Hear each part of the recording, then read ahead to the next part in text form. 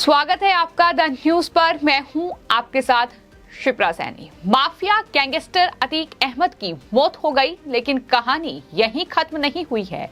दरअसल कहानियों की शुरुआत हुई है। ये कहानियां हैं माफिया अतीक अहमद के सताए गए लोगों की, जिनकी फहरिस्त बहुत लंबी है। 1, 2 या 3 नहीं, बल्कि ना जाने कितने लोग अतीक के आतंक से सताए गए हैं, जो अब एक एक कर सामने आ रहे हैं, इस उम्मीद में कि अब बाबा यानी मुख्यमंत्री योगी आदित्यनाथ उनके साथ इंसाफ करेंगे।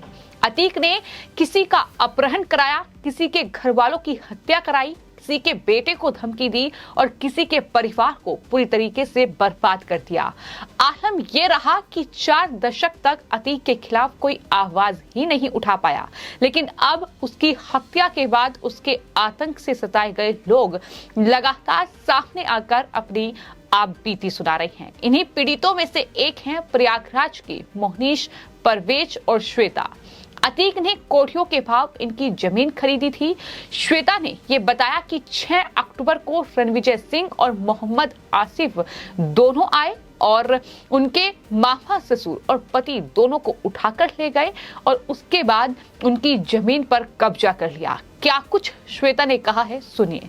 सर, ये 6 अक्टूबर की कहते हैं बात है। मेरे मामा ससुर और हस्बैंड दोनों को डरा धमका के लेके गए और ले जा के कहते हैं कचहरी में साइन करा लिए। 20 लाख में ये प्रॉपर्टी कहते हैं एग्रीमेंट किए हैं। अभी रजिस्ट्री नहीं हुई है हालांकि, लेकिन उसके बाद जब मैं यहाँ पे आई तो देखिए सामने कब्जा हुआ था। मैं इनको पूछी तो ये तो डर के मारे कुछ बता ही नहीं रहे थे। फिर जैसे तैसे मेरे को समझ में आया कि कुछ गड़बड़ है। प्रेशर करने से फिर बताया कि इन लोग बैठा के लेके गए थे, साइन कराए किसी चीज में, और इनको प्रॉपर्टी के बारे में कोई नॉलेज था ही नहीं। मैंने जो चैम्बर बनाया उसके सामने मैं आके इनसे बोली कि आप कैसे कहते हैं किसी की प्रॉपर्टी 15-20 लाख रुपए में लिखा सकते हो। जब मेरे को एग्रीमेंट का पता चला तो वो मेरे को जान से मारने की धमकी दिया। तब रोड यहाँ पे पूरी जाम हो गई थी, 70-80 लोग इकट्ठा हो गए थे। उसका कहना था कि क्या बोलते हैं छत्तीसगढ़ से आई है, यूपी में दफन होगी, ज्यादा बात मत कर, हमारे यहाँ ऐसा ही चलता है। तो मेरे को पता नहीं था यूपी में ऐसा ही चलता है। तो श्वेता ने ये साफ तौर पर कहा है कि अतीक ने ये धमकी दी थी कि उत्तर प्रदेश में ऐसा ही चलता है। श्वेता ने कहा कि उसे नहीं पता था कि यूपी में ऐसा ही होता है, यानी वो अतीक के आतंक का जिक्र कर रही हैं। सिर्फ श्वेता ही नहीं, बल्कि प्रयागराज की जयश्री भी अतीक के आतंक की शिकार हुई है। अतीक अहमद द्वारा उसके खिलाफ हिंसा की गई कोशिशों को याद उसने किया और कहा कि न्याय पाने का अब भरोसा है।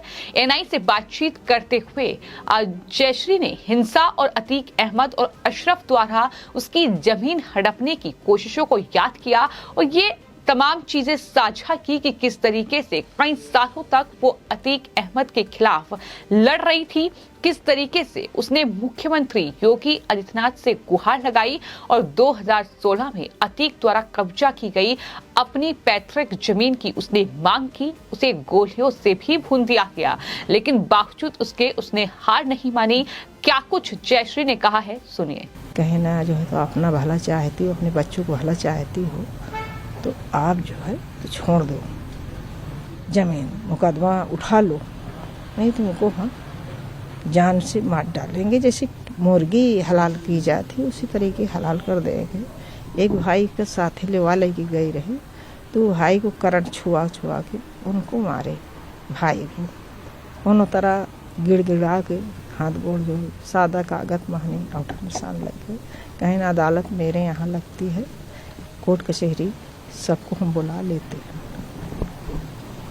गोड़ हाथ तोड़ दे गंदे बातें कही सुने। मैं अपना चली आई तो जब फिर वो आए वहाँ से नहीं उठा कर कहने 30 भियान भय तो जो है तो दल बल से गाड़ी 4-5 ठो गाड़ी लेके विधायक हो गए। जो कि विधायक रहे तो इसलिए जो है तो उन्हें कोई दरवाज़ा शटर बंद हो जाती थी, बोल वाला रहा उनका बहुत जो है तो हमें अब मौका इंसाफ चाहिए, इंसाफ मिल जाए। बाबा के ऊपर भरोसा है, मुख्यमंत्री प्रधानमंत्री के ऊपर सब फर्जीवाड़ा कराए बैठे हैं। पुश्तैनिक जमीन है, मैं ही चाहती हूँ आप लोग के माध्यम से मेरी आप सहायता करें। तो पीड़ित महिला जो कि जिसकी जमीन हड़पी गई थी, उसका कहना है कि मुझे न्याय चाहिए, धोखाधड़ी की गई है, ये हमारी पुश्तैनी जमीन है, हम डर कर जीते थे लेकिन अपने बच्चों की रक्षा करते थे, उनकी माँ और पिता के रूप में रही, मैंने उम्मीद नहीं छोड़ी, मुझे विश्वास है कि मुझे न्याय मिलेगा, मुझे सुरक्षा प्रदान की गई है, ये भी जयश्री की ओर से कहा गया है। सिर्फ जयश्री ही नहीं बल्कि इसके अलावा एक या दो नहीं, कई लोग ऐसे हैं जिसने कहीं ना कहीं डर के साए में अपना जीवन बिताया है, जो अभी तक अतीक ही नहीं उसके गुर्गों से भी खौफ खाते हैं। और इन्हीं में एक शख्स है जो कि साधु है, उनकी तरफ से ये कहा गया है कि दरअसल अतीक और उनके गुर्गे ने उनकी जमीन हड़पी है। तौर पर इल्जाम जो है अतीक के भाई अशरफ पर भी वो लगा रहे हैं। उनका कहना है कि अशरफ ने ही उनकी जमीन पर कब्जा किया था, किस तरीके से उन्हें डराया और धमकाया गया, ये तमाम जो कहीं ना कहीं अपनी कहानियां हैं ये पूरा परिवार जो है बयां कर रहा है। मेरी जमीन थी, इन लोगों ने मेरा अपहरण करके ले गए और उसके बाद दर्जनों फायर किए, छत पे ले गए और उसके बाद दहशत दिए, गाली गुस्सा दिए। उसके बाद कहा कि जब कहें ज़मीन जाके लिख देना, नहीं तो पूरे परिवार को मार देंगे। तो हम डरे हुए थे और हमारी ज़मीन राज्य सरकार के नाम थी, उसको इन लोगों ने ज़बरदस्ती बिकवाया और बेचा। मेन चीज़ इसमें अशरफ थे। अशरफ जो है सब भूमिका निभाए, उन्होंने हमारा अपहरण कराया इन लड़कों से। नौशाद और दीपक विश्वकर्मा ये दो थे और बाकी 3 लड़के और थे, सब पिस्टल लिए थे और राइफल लिए था। नौशाद ने कहा कि गाड़ी बैठो नहीं तो कुंदे कुंदा मारेंगे राइफल की। अतीक अहमद किसी की मदद नहीं किया, इस क्षेत्र में सिर्फ उसने गरीबों को लूटा है। ज़मीन देखा कि ज़मीन है, 1 बीघा भी है, आधा बीघा भी है, तो उसको गुर्गे भेज के लुटवा लेता था बस, और कोई काम नहीं किया। इस ऐसे आदमी के तो जीने का अधिकार नहीं है धरती पे, ये मैं कहता हूँ, क्योंकि मैंने देखा है इनको आंखों से। तो इस तरीके से ये तमाम वो कहानियां हैं जो अभी तक सामने नहीं आई थी, क्योंकि अतीक का आतंक ही इतना बड़ा था कि साबरमती जेल में बैठकर वो मोहम्मद मुस्लिम नाम के बिल्डर को धमका रहा था, 5 करोड़ रुपए की डिमांड कर रहा था।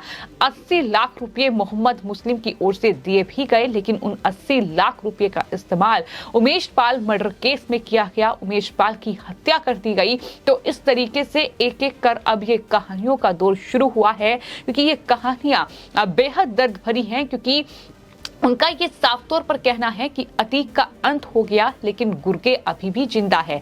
अतीक ने जो बीज बोया था वो बीज अब पेड़ में तब्दील हो गया है और ये पेड़ कहीं ना कहीं हमें परेशान करेंगे। यानी अतीक के जो गुर्गे हैं उनसे अभी भी ये तमाम जो पीड़ित लोग हैं ये खौफ खा रहे हैं। इनका ये साफ तौर पर कहना है कि अब उन्हें एक उम्मीद जरूर जगी है। जिस तरीके से उत्तर प्रदेश में लगातार एक्शन हो रहा है, ना सिर्फ अतीक के बेटे असद का एनकाउंटर हुआ है बल्कि अतीक और अशरफ उसके भाई की मौत हुई है। शाइस्ता परवीन जो कि अतीक की पत्नी है और इस पूरे काले कारनामों और काले चिट्ठे में उसका साथ शाइस्ता परवीन की ओर से दिया गया, इसकी तलाश जारी है। साथ ही अतीक के गुर्गों को भी अब कहीं ना कहीं छानबीन उनकी चल रही है। तो जिस तरीके से अतीक के साम्राज्य पर कहीं ना कहीं ये एक्शन हुआ है, इसके बाद इन तमाम पीड़ित लोगों को ये उम्मीद है कि उत्तर प्रदेश के मुख्यमंत्री योगी आदित्यनाथ अब उनकी सरकार इनके साथ इंसाफ करेगी, क्योंकि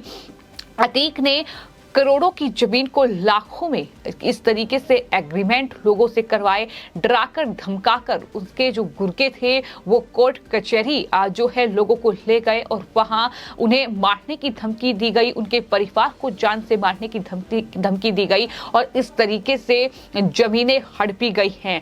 अगर जमीन किसी ने नहीं दी तो उसकी हत्या करवाई गई, उसे गोलियों से भून दिया गया। ये तमाम आतंक की तस्वीरें हैं जो कि अब प्रयागराज से सामने आ रही है। अतीक की मौत के बाद अब लोग जो हैं डर से बाहर निकल रहे हैं और इस उम्मीद में कि उनके साथ इंसाफ होगा। तो हमने आपको ये बताया कि किस तरीके से प्रयागराज ही नहीं उत्तर प्रदेश के कई इलाकों में अतीक का बड़ा आतंक था, लेकिन अब जिस तरीके से अतीक का ये पूरा साम्राज्य जो कि अब कहीं ना कहीं खंडर में तब्दील होता दिखाई दे रहा है, उसके बाद इन लोगों को ये उम्मीद है कि अब उनके साथ इंसाफ होगा। फिलहाल आपकी इस पूरे मामले पर क्या राय है, हमें कमेंट बॉक्स में जरूर लिखें और चैनल को सब्सक्राइब करें। धन्यवाद।